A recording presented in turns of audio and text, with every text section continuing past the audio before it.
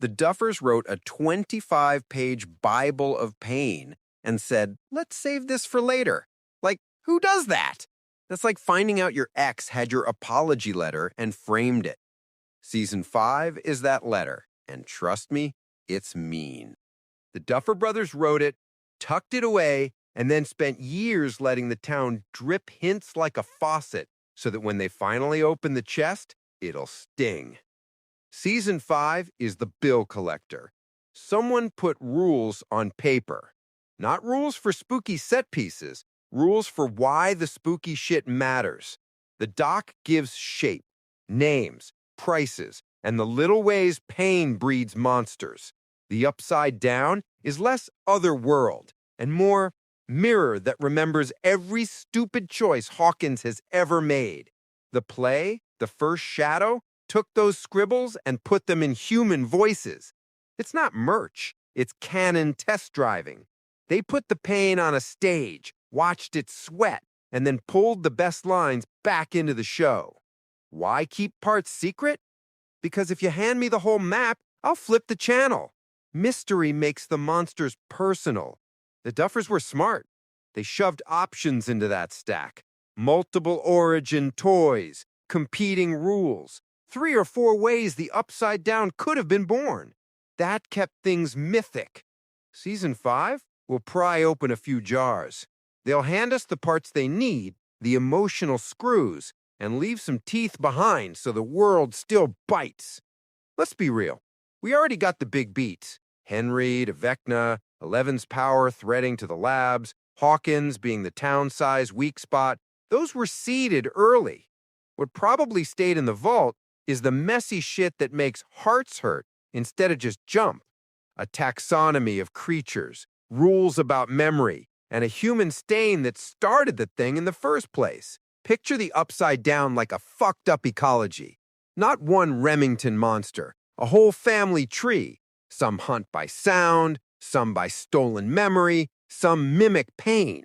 The old doc probably listed species: the stalker, the memory eater, the decoy. That explains why shit behaves different each season. It gives Season 5 options, not just beat the boss, but unravel the ecosystem. Way better than one last CGI grapple. Then there's memory. The sheet probably said straight up, memory is currency. People come back wrong because the Upside Down eats the parts of them that hurt. Eleven's power isn't a flex, it's a withdrawal. Every time she reaches the other side, something in her account gets debited. That's brutal and brilliant because it makes sacrifice meaningful. If someone closes a gate, maybe they pay with a memory, not a corpse. That's a finale move that punches you in the throat and then hands you a Kleenex for the irony. And the human authorship thread? Picture old men in suits, miners who sold sleep, families who buried bones for cash. Maybe Hawkins' lab didn't open the wound alone. Maybe it just fed a bleed that already existed. That's where the creels come in. The play gives a face to the wound. Henry wasn't a random demon. He was a person who broke in a very human way.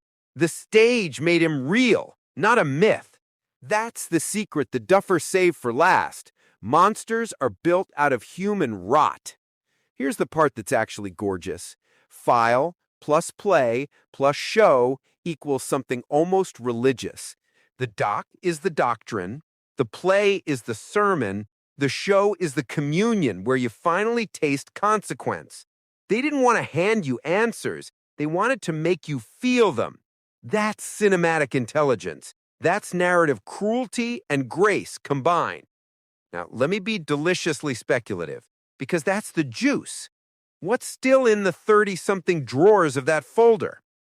1. Creature ecology. Expect variety. Don't give me one boss. Give me an ecosystem that needs to be healed, not a single spear. 2. Memory laws. The Upside Down latches to trauma, not biology. People stay because their own pain holds them there. Erase the pain, you loosen the hold. That's a hell of a moral wrench. 3. Human authorship. Earlier contracts, older experiments, a family who served as a seed. The Creel play is a direct pipeline for this. 4. A hinge, a MacGuffin that's physical and terrible. Something in town that's both the lock and the tally book. Closing it costs something real. Love, memory, life. Tragic, mean, effective. If you squint, Season 5 can be less about one big monster and more about ledger balancing. Someone pays, someone forgets. That's the kind of ending that sits heavy, like cheap whiskey and shame, and you carry it for days.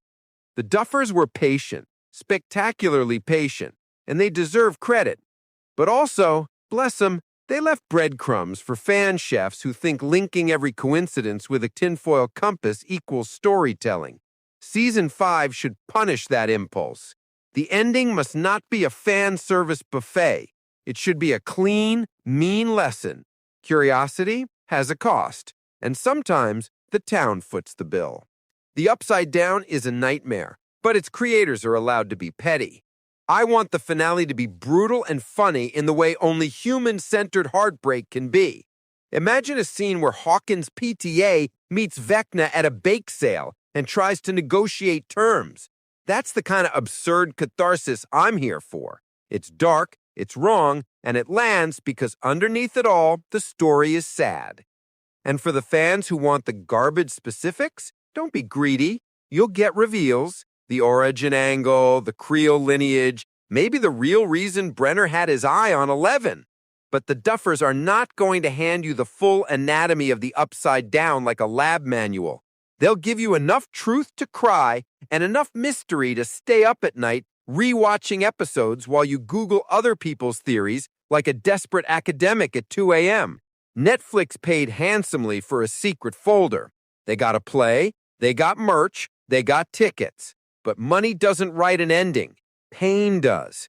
If Season 5 trades consequence for spectacle, it will feel like being kicked out of the great show and told to buy the sequel.